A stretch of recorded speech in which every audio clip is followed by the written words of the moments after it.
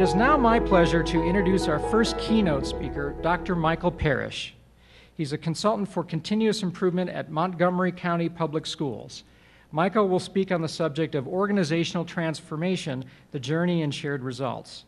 Dr. Perich has held various leadership positions in his 42 years in public education, including 15 years as an elementary and secondary school principal.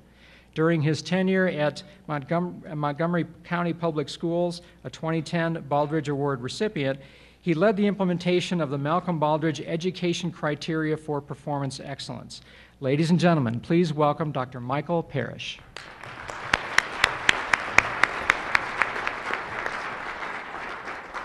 Good morning, and thank you very much for allowing me to come before you.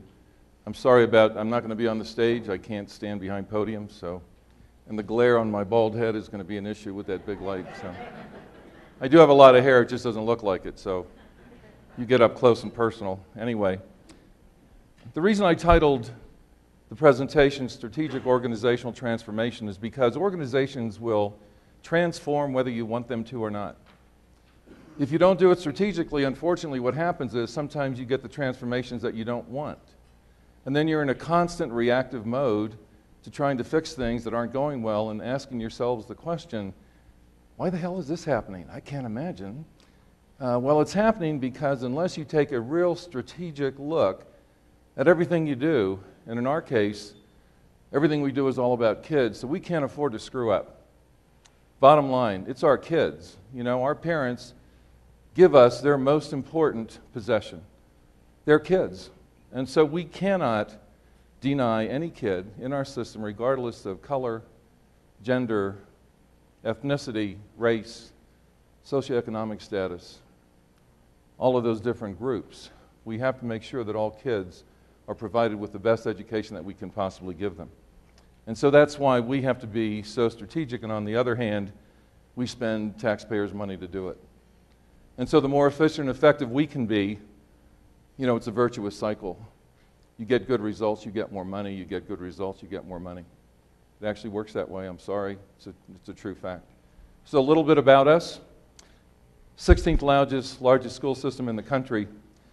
We literally manage 23.5 million square feet of building space. That alone is worth about $5 billion. Not only do we manage it, but we know how long it takes to clean it, how much it costs to clean it, how many man-hours we spend doing it. We know all of that because everything we do is all about looking at our data and making sure that we make decisions based on really good research and really good data. And so we spend a lot of time, our research department spends a lot of time making sure that the data is reliable, that the data has integrity, because if we're expecting teachers in our classrooms to make decisions, then that data has to be accurate. We also, on that first slide, 22,000 employees. We have dispelled the myth that you can't do this if you're big. See, size does matter, you know.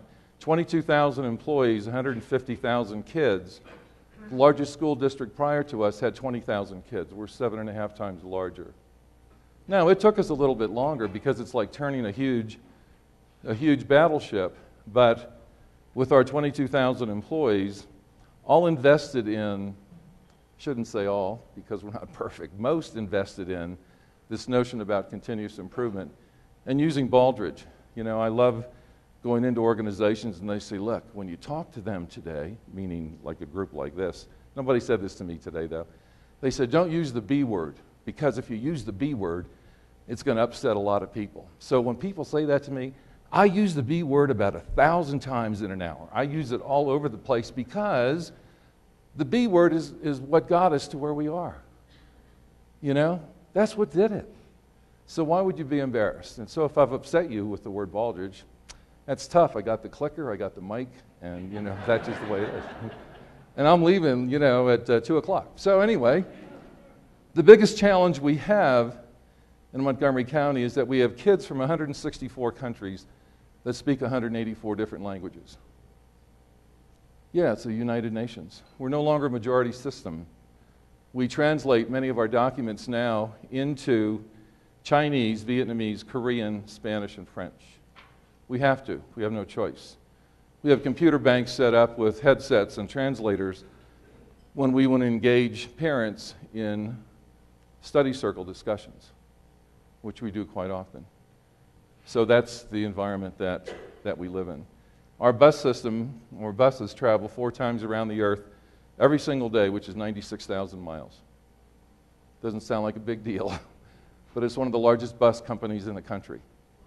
Yeah. We've had $400 million worth of cuts in the last 3 years, and yet student achievement continues to go up, as does staff satisfaction. So something must be working, and hopefully I can describe that to you today. The kids who need ESOL services, and that's English for speakers of other languages, it is not unusual for us to get kids who are 12 years old and who have never been in a school and don't speak English, or may have lived in a shelter or an abandoned car. Yeah, we got those. But we also have kids who live in $5 million homes. And so we run the gamut. 45% of our kids qualify for free and reduced price meals. So we run the gamut of socioeconomic levels also. So how do we do it? I hate to bore you with this because if you know the criteria, actually this is on page 68 in the book, but don't turn to it. That's how sick I am, because I know the pages, But this whole notion about approach, deployment, learning, and integration is so critical. Whether you're doing Baldrige or anything else, it truly doesn't matter, because unless your approach is systematic and systemic, it's just not going to happen. And if you live in an environment like I do in the world of education, where people sit around, circle the chairs, and think great thoughts, and talk about, when we implement this, we have to be very systematic and systemic. Well, we actually do it. We actually do it, because you can't be strategic unless you're systematic and systemic, can you? No, you can't. And so all of our approaches, when we talk about moving Baldrige into Montgomery County Public Schools, it's not just about student achievement, it's about kids who are 5 and 6 years old who can raise their hand and say, that's not working, we better PDSA this. Yeah, because we teach our kids process thinking skills. And so we're raising these little suckers that by the time they get to you, colleges and other places, they should be pretty well prepared. And we're talking about all the kids. So the approach has to be systematic and systemic. The deployment has to be consistent. And when we talk about deployment, we just don't throw it out there and say, good luck, God bless you, I hope it works, Because you have to have action plans that actually say what the what is, what the how is, what the who is, the how well, the formative, the summative, and the final results, You got to have all that in place. Because if you don't have it in place, how do you know whether you should be celebrating or not? And so the whole notion about formative assessments, we need to know how well the kids are doing, not when the state testing comes out, which is usually a year late and is totally useless. We need to know it monthly, and we do, because all good teachers know where their kids are every single day. The other piece is the whole issue of learning. And I love it when organizations say, oh yeah, we do everything very systematically and systemically. And I say, well, that's wonderful. Do you have cycles of evaluation and refinement? Well, no, we're working on that. Well, you can't be systematic and systemic unless you have cycles of evaluation and refinement. If you're not learning about your organization, then you're going to continue doing the same thing you've always done and get the results you've always gotten, with some variation. So the learning piece is also critical. The integration is, when you look at your data systems and your data collection and your data analysis and your action plans and your processes, is everything integrated across all work systems? Because if it isn't, it's not systematic and systemic either. And so if you're going to start anywhere, start thinking about the whole notion about approach, deployment, learning, and integration. It's critically important. And yes, it is Baldrige. And God bless it, because it truly does work. And when I show you some of our results, hopefully you'll agree. So we also do it because we have a sincere desire to make sure that all of our staff, regardless of whether they cut grass or they're standing in front of kids, we build their capacity so that they can deliver the best teaching and learning environment possible. And so we spend a lot of money on professional development, anywhere from 40 to 50 million bucks a year. That's how important it is. So if you're rolling out a new third grade math curriculum, you bring in all those third grade teachers, all 10,000 of them somehow over the summer, and you actually pay them their salary for that day, because that's how important it is. And we let them know a year ahead of time so they can't say things like, I can't attend because I'm on vacation. Well, you knew it a year ago that we were rolling this out. It's too important because if we mess it up, we mess up our kids, and we can't afford to do that. Can't afford to do that. The other thing we have done, which people think that we're absolutely crazy, is that we include our unions. Do you hear that? We include our unions in the decision-making process. We have 3 collective bargaining unions. One is for administrators, one for teachers, and one for support services. They are at the table for every single decision we make at the senior executive level, other than any disciplinary procedures for personnel. So it's a lot easier for the president of the teachers union to stand up in front of 11,000 teachers and say, look, I've seen the books. There's no money. We can fire 1,000 of our colleagues and get a raise this year, or we can forego a raise and save everybody's job. Our staff and our teachers have not had a raise or step increase for 3 years. Last year, the teachers ratified their contract, no raise, no step increase, at the 90% level. 95% of our supporting services did the same thing, no raise, no step increase, and 98% of our administrators. So something's working because we've built this culture not only of continuous improvement, but of organizational respect. And I'll talk just briefly about that. We actually have a document that's in our strategic plan that talks about organizational respect and the basic tenets of, regardless of who you are, how you should be treated and how you should treat others. And we pull that out frequently. It's online if you want it. So is everything we have online. The other thing that we focus on is the planning, our strategic planning, which we involve our community as much as possible. Our strategic plan drives our budget process. You can't believe the number of organizations that I speak to whose budget drives their strategic plan. I don't understand that one. Our strategic plan, the most important things that we do for our kids, drives the budget. And it's very easy to prioritize. Does it add value to our kids? No. It's over here. Would it be nice to do? Yep. Does it add value to teaching and learning? No. And in these budget times, we have to be able to do that. Our strategic plan also contains a number of data points, and I'll share that with you just in a minute. Processes, we have spent a lot of time formalizing key processes in Montgomery County Public Schools. We were this $2.5 billion organization that used lots of processes in the way we conducted business, but they had never been formalized to the point that they are now. We have formalized probably 800 by now, 800 key processes with a planning instrument called an IGO, Inputs, Guides, Outputs, and Enablers. We have mapped all those 800 processes. We have published them. We have measures for them, in-process and outcome measures. And so there's no question about the how. See, most organizations can talk about the what. Very few organizations can talk about the how.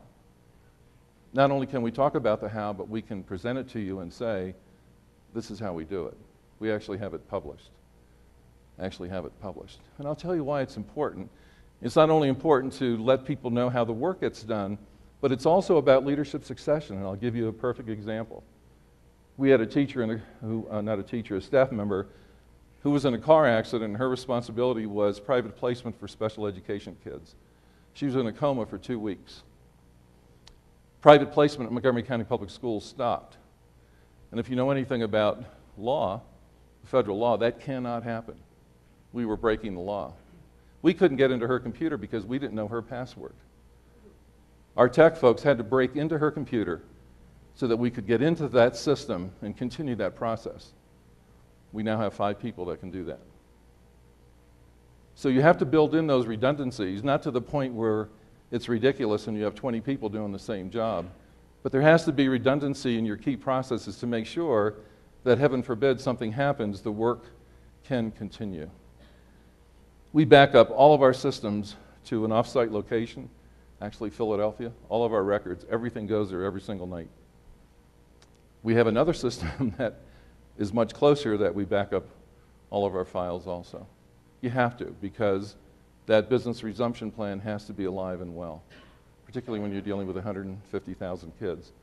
The other thing is persistence, and we talk to our kids about never giving up on them. In many of our classrooms, teachers say to kids, and you'll see we believe has made such an impact, and that is that we believe in you and we believe you can do it.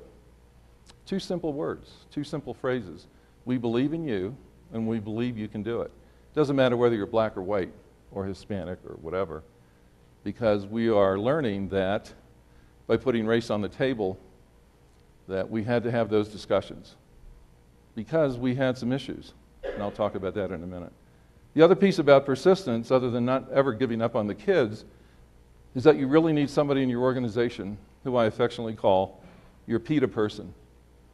And this is not the Greek flatbread, but this is your pain-in-the-ass person in your organization. I see people pointing around the table already.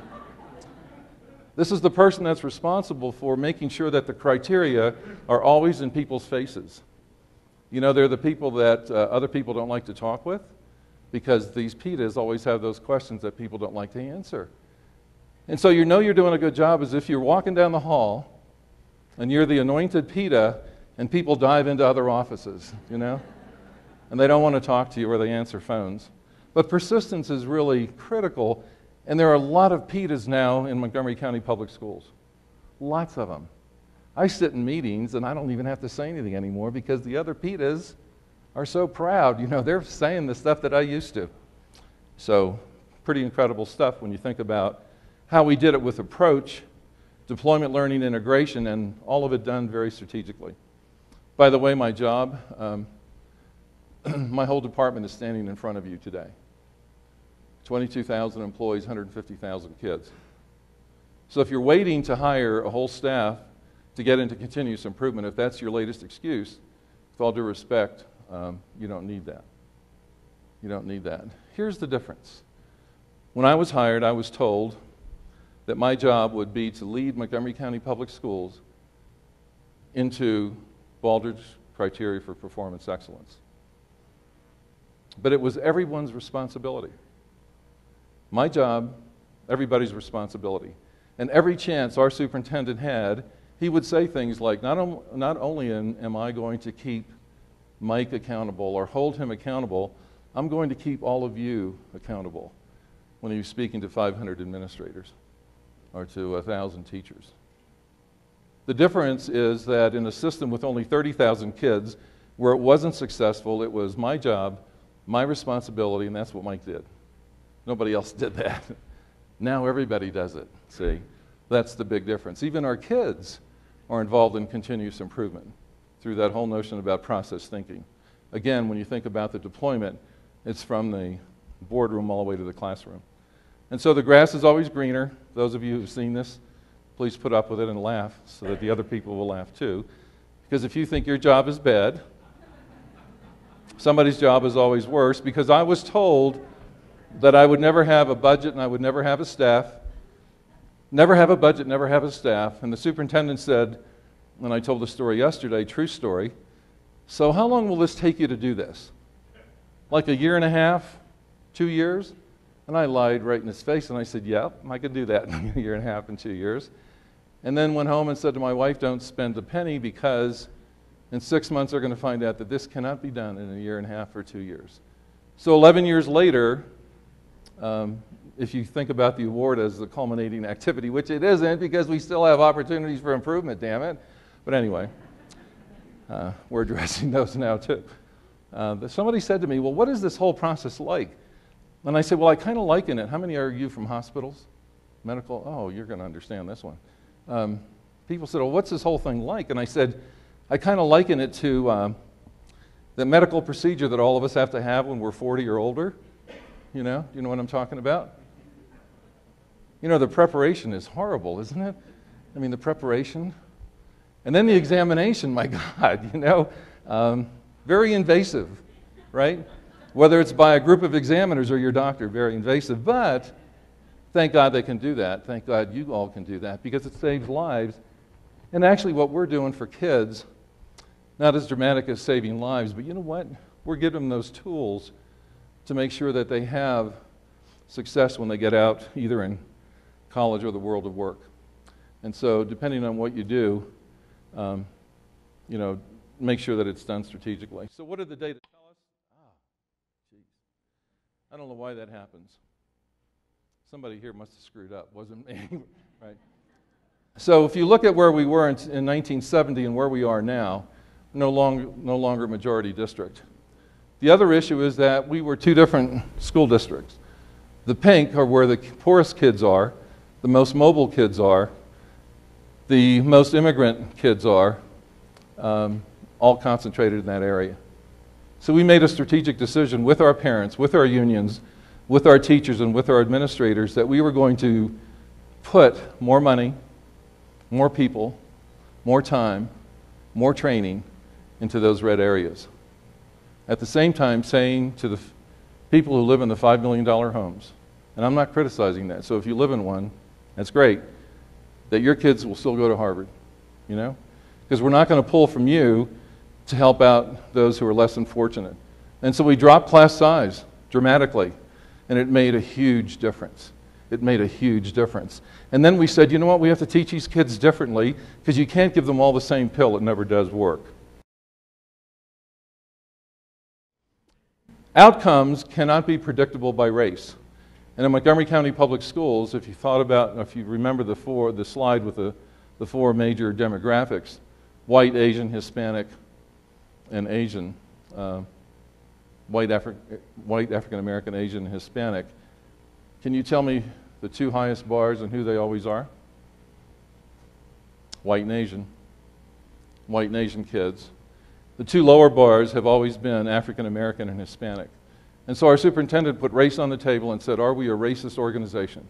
Why can we predict when kids walk into our school system and they're an African American, we can say to them, sorry, you're just not going to be successful.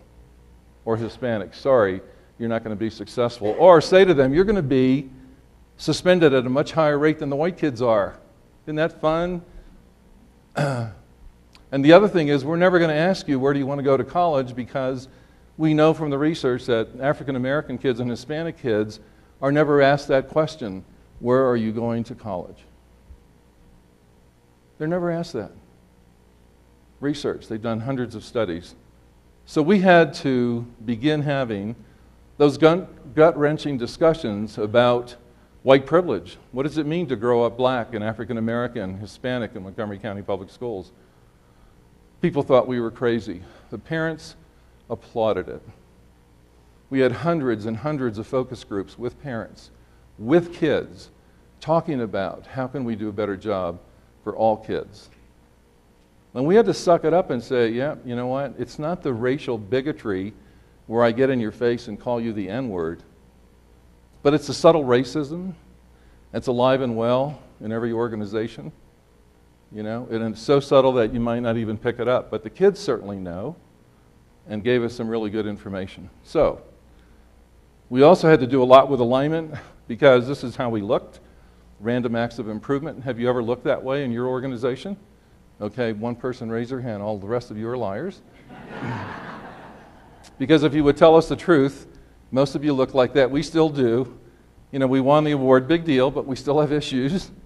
But you need to look more like that. And that's what we need to do a better job of, is aligning and making sure that when we roll out something brand new, curriculum or whatever, that it is aligned throughout our district. Aligned throughout our district. And so we have this continuous improvement model that we use, Plan, Do, Study, Act, all the way from the boardroom to the classroom. And the very first thing that we always do is validate the need for improvement. The examiners didn't actually say that we collect too much data, but they came this close. Yeah, because we monitor over 200 data points on a quarterly basis The kid data points are much more often. We have data points and targets for every one of our schools. And we're not embarrassed about calling the school in and saying, listen, your school has the same demographics like these 4 other high schools, and yet the participation for African American kids in AP classes is way down here. And in the other 4 high schools, it's way up here. How come? How can we get you to encourage African American and Hispanic kids to take AP classes also? We're not embarrassed about it. We're also not embarrassed about all of the time and money we give our new employees, because all of our new teachers have a mentor for their first year. All of our principals have a mentor for their first year. And all of our principals have to run a school on a trial basis for 4 months before they can ever become a principal. And they're evaluated by the kids, the parents, and the teachers, and people from central office who are their mentors. So we take this business seriously. We have to.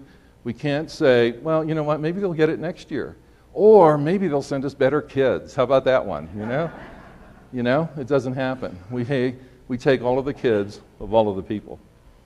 Our strategic goals, we make sure that every one of our employees can see themselves in our strategic plan. You know, so when we are truly implementing this with fidelity, and we're really implementing it with integrity, and you see or hear a cafeteria manager say to a group of kids as they're walking through the cafeteria line, listen, I understand you have to read 4 novels this semester. How are you doing on that? And the kids go, oh my God, everybody's in this, you know? Everybody's asking us these damn questions, and they can't. So that's the alignment. That's what you have to do if you're going to make these gigantic transformational changes that you have to do for kids. Because the state of education in our country is not where it needs to be. And so every one of our offices, departments, and divisions has a strategic plan that's aligned with our pursuit of excellence. I'm going to skip that real quick. And we are now focusing on the other side of that accountability system, which is our processes. If I had to give you one bit of advice, it would be start with building really good processes. There's a book written by Michael Hammer. He's passed away, but he's an international superstar with regard to developing processes. Mike Hammer's book, Beyond Reengineering, I would recommend it to any group and every group. It is an incredible book. It's kind of become our Bible. Processes is what put us over the top. In 2006, we had our first site visit from the national folks, and they wanted to see our process books. And here's what people said to me, what the hell is a process book? And then other people would say, they want to see all of our processes? And all of our processes were really standard operating procedures. So here we are, this $2.5 billion organization that couldn't even go and say, yeah, here they are. See, in 2010, we could do that. So when they went to transportation, they had a notebook with their strategic plan, with the outcomes, with all of their goals, all of their performance measures, all of their processes, all of their in-process measures, and all of their outcome measures. Hell, what are they going to ask? You know, because we're living it. We're living it. And so when the bus driver slid out from under, or the bus mechanic slid out from under the bus, and they said, so listen, we understand you're in this continuous improvement model, Baldrige. He said, I don't know what the hell that means, but he said, it has to do with all that data on the wall. Yep, that's what we're doing. Because you see data everywhere, and we focus on that data in everything that we do. So people have said some really nice stuff about us, including Arnie Duncan. You know, we always have our high schools in at least the top 100, many in the top 10. First in the nation for student graduation, districts our size. We were a finalist for Broad. That's for school districts that have closed the gap. And Harvard even published this book. We don't get a cut on that. But Harvard published a book. We were part of the PELP study. Do you know what that is? The Professional Education Leadership something. Isn't that great? I don't even know. Okay. And we were a 2010 national recipient. So the so what of all of this is, what does all this mean? It means that we have changed the way we do business with our kids and have been at this for about 10 years. We actually developed, through whole process innovation network system, where we now look at these 7 keys for college readiness, because we certainly believe that if we have all of our kids ready for college, they're going to be ready for anything. They're going to be ready for anything, and I'm going to slip through these pretty quickly. So here we are now in 2010. The blue bar indicates that 92% of our kindergarten kids are on grade level in reading. 92%. Remember, 164 countries, 184 different languages. 92%. 75% are above grade level. Okay, but the story gets better because look at the African American kids. Look at the Hispanic kids. Still some disparity, but not much. We don't know another school district in the country, and this is not an ego trip, that has this kind of data. Just haven't found one. And you know what? It's not magic. It really isn't. We just have such high expectations for our kids that we live it every single day. Here's some state testing where we've closed the gap since 2003. You see the gap is continuing to close. SAT scores, the test they need to take to get into colleges. We compared ourselves with the nation and the state, and you can see what our score was, 1653, and 71% of our kids participate. Hispanic kids are improving, African American kids are improving. Advanced placement classes, do you know what an advanced placement class is? Absolutely. In 1999, we administered 8,500 advanced placement exams. Last year, we administered 29,854. Now, we can't force kids to take AP classes, but we do. Because what we say to them is, we think that you need to be in that advanced placement class. And as a matter of fact, we're going to help you. We're going to help you do a good job. And we're going to call your parents and talk to them about it. Ooh, you know, they just raise the stakes. And so we do that with our minority kids and poor white kids and any other disadvantaged group we have. You have to do it. Because kids ain't going to say, oh yeah, I want to study a whole lot more and take all these, oh, I want to do that. No, they don't do that unless you tell their parents. And we have parent classes that we teach parents how to advocate for their kids. You know, they have to learn because they're afraid to come to the building unless you teach them how to advocate for their kids. So last year, when we gave out those 29,000 tests, 21,000 of those kids scored a 3 or higher, which means that they now have college credit. Story gets better. Let me jump right to it. Our African American kids, our African American kids not only out-participated the country, but they outperformed the country. Yeah. Everybody knows they can't do this stuff, right? Because African American kids are in jail. Everybody knows that, right? And that's what we hear. Not only did our African American kids outscore the country, but our African American males did also. And we know they can't do this stuff. And our African American kids aren't any different than yours or our Hispanic kids.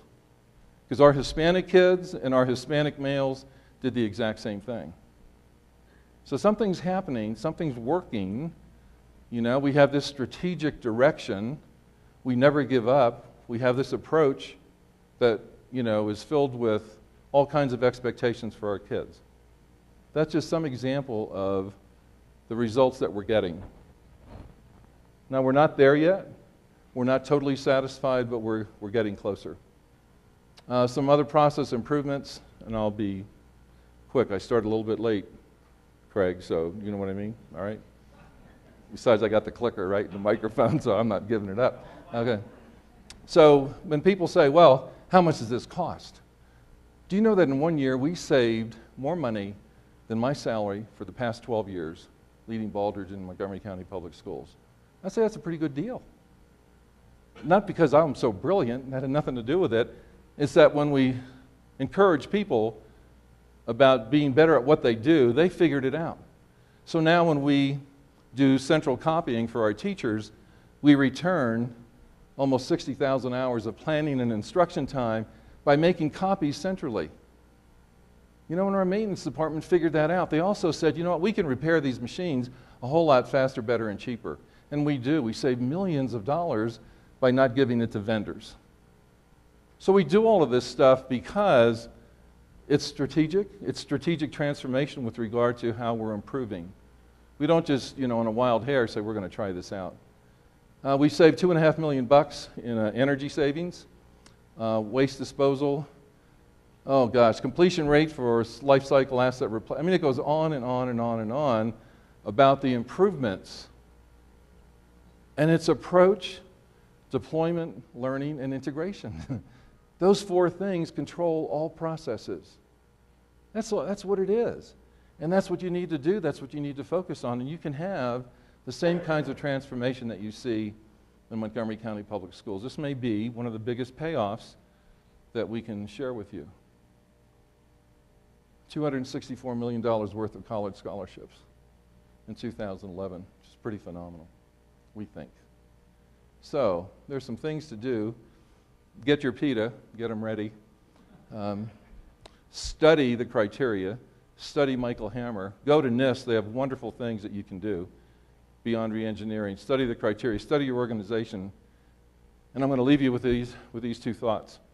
You familiar with the poem Footprints in the Sand? Where the young man is having this discussion and saying, how come when I'm walking on the beach there are places I don't see any footprints? And a voice says, well, that's when you were having tough times. The Lord picked you up and carried you in those tough times. So if you're also out there praying, hoping that this is going to happen in your organization, prayer does help. But it's not the only thing, because eventually yeah. And you know what? This is the only thing you're going to remember about this presentation. So, are you leaving footprints in the sand, and are they headed in the right direction? Or is the Lord going to say, look, you know, I've helped you all I can. Thank you for praying. I've carried you through those tough times. But after a while, you're not doing anything yourself. So get off your butt. But if not, I just drop your butt in the sand. So I leave you with that thought. Isn't that a pleasant thought? Right? Thank you for the time. I really appreciate it.